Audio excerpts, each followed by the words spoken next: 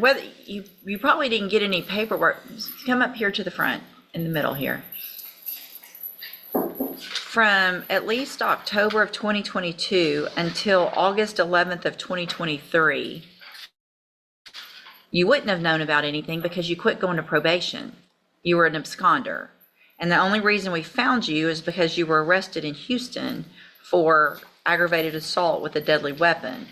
And then in May, we get you back here and you were sanctioned to 180 days. Anthony is on a probation for driving while intoxicated, third or more, a felony that already carries a 6-year sentence hanging over his head. That sentence was probated, meaning the judge let him stay in the community instead of prison, under strict conditions. But as you're about to hear, those conditions weren't small. Alcohol monitoring with a SCRAM device, an interlock on his vehicle, treatment programs, GED, and more, all of which cost money and require strict compliance. His attorney is going to argue that the system basically set him up to fail. Expensive devices, no valid license, pressure to work but not allowed to drive, and confusion about a relapse program. On the other side, the judge and the state will paint a very different picture. They say Anthony was given multiple chances, disappeared from probation, kept drinking, and even picked up a serious new arrest in Houston for aggravated assault with a deadly weapon while on supervision. Good morning. Are you Anthony Mendoza? Yes, ma'am. And Mr. Mendoza was previously in court and entered pleas of true to counts 1 through 13 in a motion to revoke probation. Currently on probation for driving while intoxicated, third or more. That was a 6-year sentence that was probated for 6 years. I've received an updated pre-sentence report. Has everyone had an opportunity to review that report? Yes, Your Honor. Yes, Your Honor, we have. Are there any additions or corrections to that report? No, Your Honor. Not from the state judge. All right, Mr. Parker, you may proceed. Well, a couple of things I want to address. It's a situation I see quite a bit where he's ordered to have the SCRAM and interlock. It's costing him $600 a month. And he's having to go to work, but yet he's not supposed to drive, and so he's driving with an invalid license, and he's not able to work, and he can't afford to pay for the things he needs to do, such as the 12-step program, the GED program. All those things require money, and that's one of the big issues. But the things I'm concerned about is that it says that he went to the safety relapse program. I'm not sure exactly what happened, but he says he never went to the safety relapse program. I don't know if he was ordered to go and he didn't go, but I think he was in custody at the time, and I'm not sure how that happened. But he also says he's never tested positive for cocaine, which is alleged in here. It addresses an issue that he apparently had with one of the directors of the facility where he became combative. And this also, in turn, is tied to a SCRAM device. He ended up developing a big sore on his ankle, so he would put his sock behind the SCRAM device. And in this incident, he was frustrated, and he wanted to take his boot off to show the director the problem that he had. And that's when they were saying that he was being disruptive. He has no other felonies, Judge, and he wants the opportunity to go back he wants to complete his probation. He wants to do the safety relapse. I'd like to hear what they say or what happened with that, but I'm sure there's an explanation, and I think you'd also like to address the court, Judge. Well, let me first make sure I've got the timeline, because it appears that I see that Safe P he completed and then was placed on zero tolerance in the high medium caseload. And after that, there was an issue where he was testing positive, again, for alcohol and cocaine, which I understand he denies the cocaine, but that's what this alleges. And in October of 2022, I'm assuming through an administrative hearing, was granted relapse Safe P. Yes, ma'am. There was a motion to revoke that was filed and came before the court, and he was ordered to go to relapse Safe P, and he absconded. And never went to. So he wasn't in custody? No. Okay. And then, so we didn't see him again until August 11th of 2023, when he was arrested in Houston.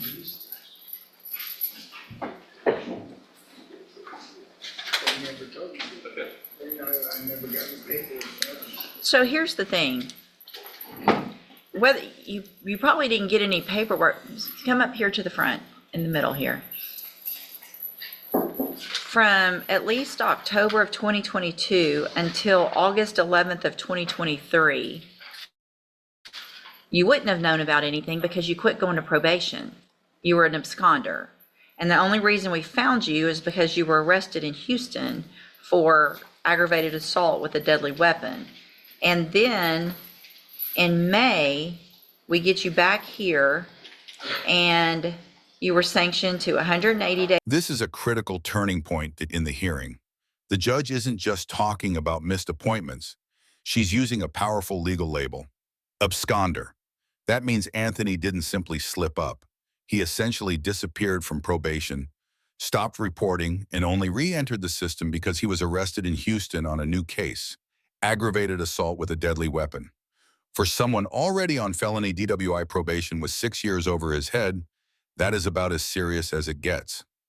Notice how the judge walks the timeline: completion of a treatment program, placement on zero tolerance, continued positive tests, a chance at a relapse program, and then nothing. He doesn't show.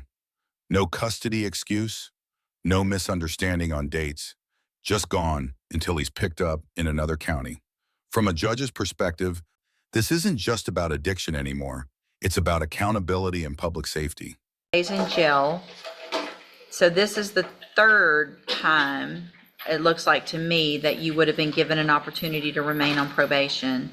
Gave you upfront time, continued you on probation. Courtesy supervision was sent to Harris County.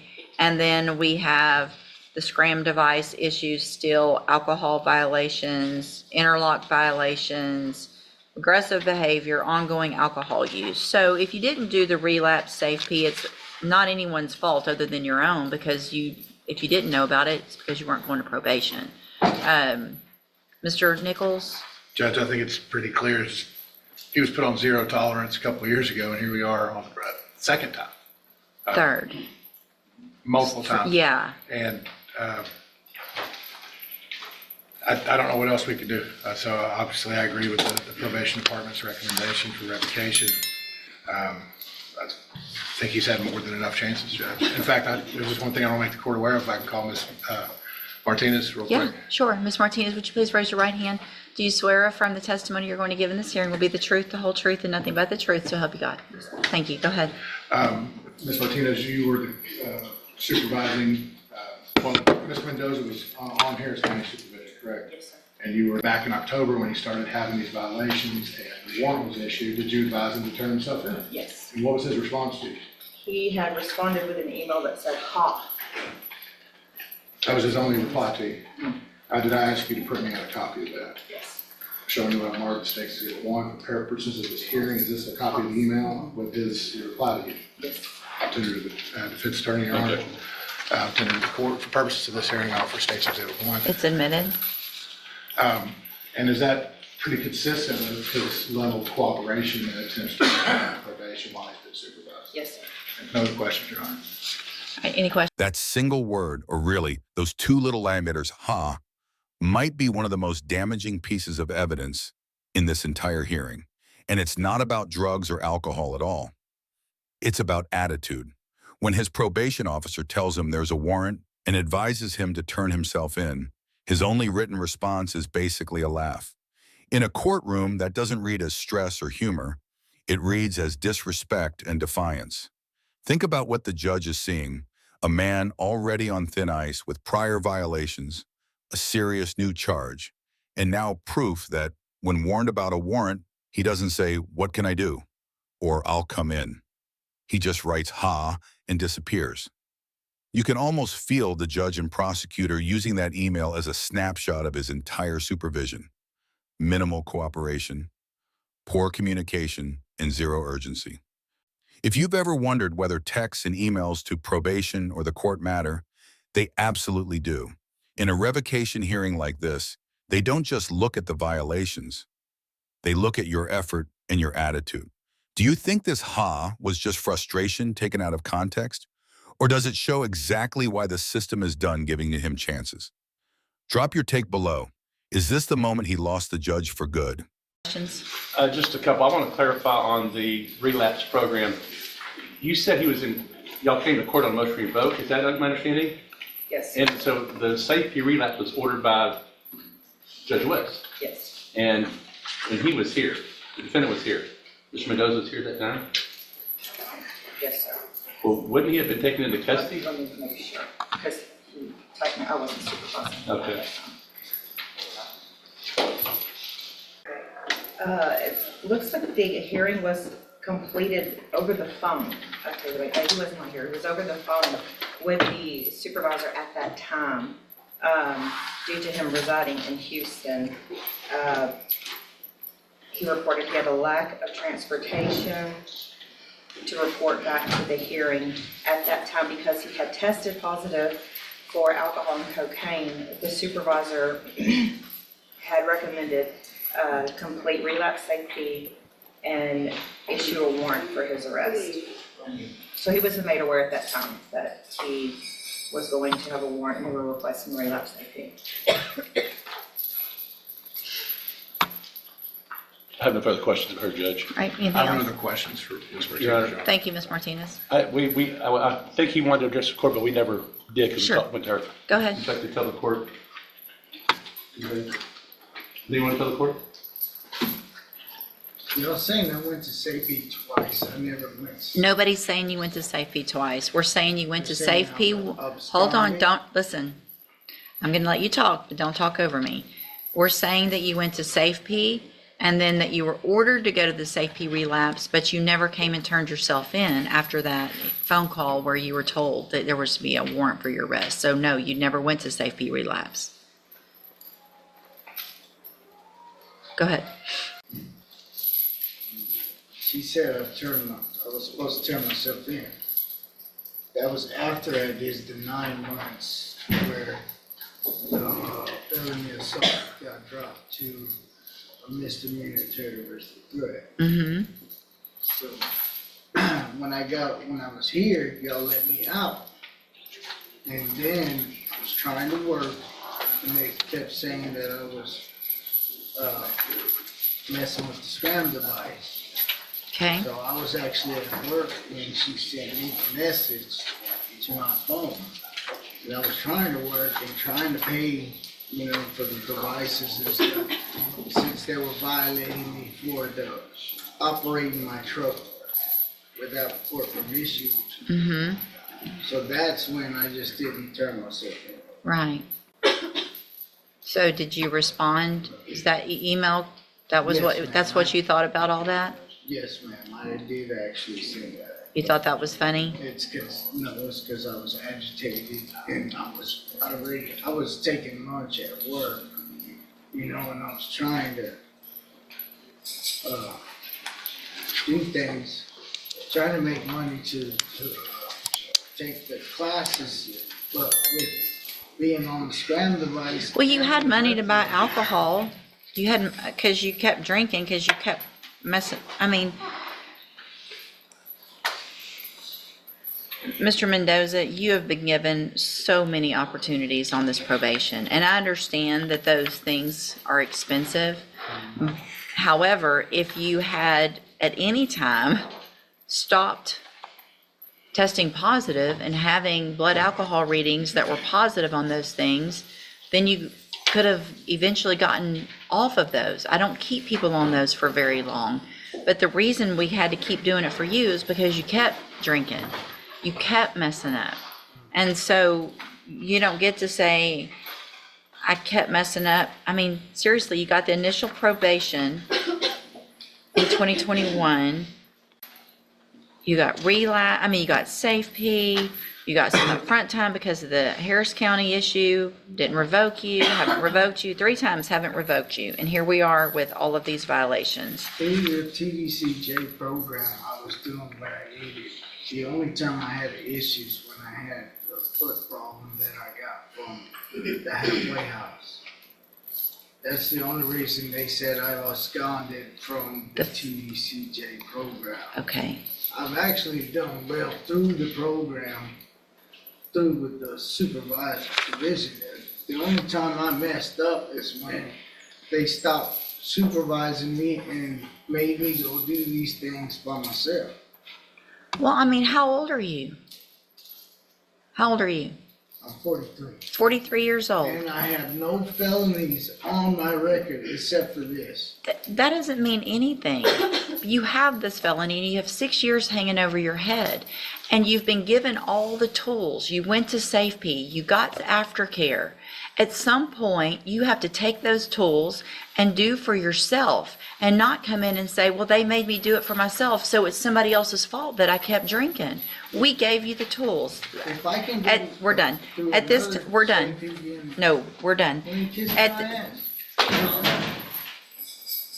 Mr. Mendoza, turn around. You can say whatever you want, but you're going to face me and you're going to get your sentence. And if at this time I could give you more, I would, I promise you, but I can't. So I'm going to find that you entered your pleas of true to counts 1 through 13 freely and voluntarily. Find those counts true. Find sufficient evidence to revoke your probation, and at this time revoke your probation. Sentence you to 6 years in the institutional division of the Texas Department of Corrections. You will receive credit on that sentence for any time that you've been in custody that the law gives you the right to receive.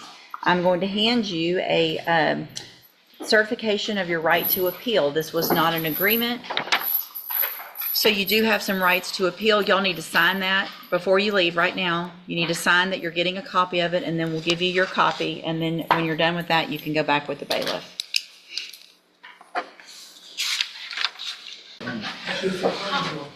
Huh? I know. I thought about lots of things. None of them would have been appropriate, but all of them crossed my mind. May I have the excuse, Judge?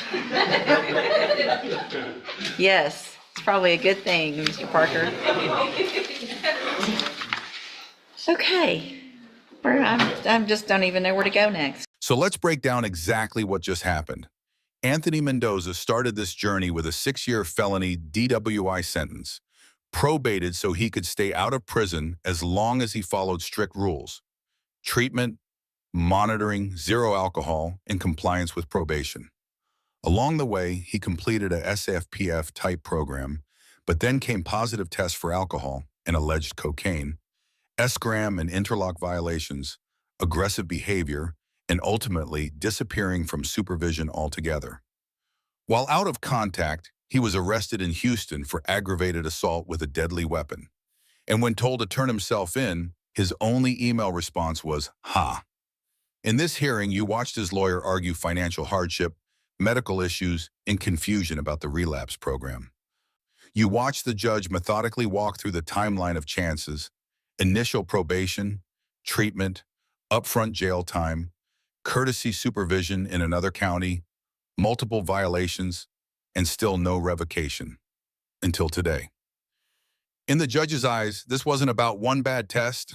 It was about a long pattern of continued drinking, non-compliance, and blaming everyone but himself. That's why she finally revoked his probation and imposed the original 6-year prison sentence with credit for time already served and notice of his right to appeal. If you found this case as shocking as we did, make sure to hit that like button, share your thoughts in the comments, and don't forget to subscribe for more jaw-dropping courtroom breakdowns.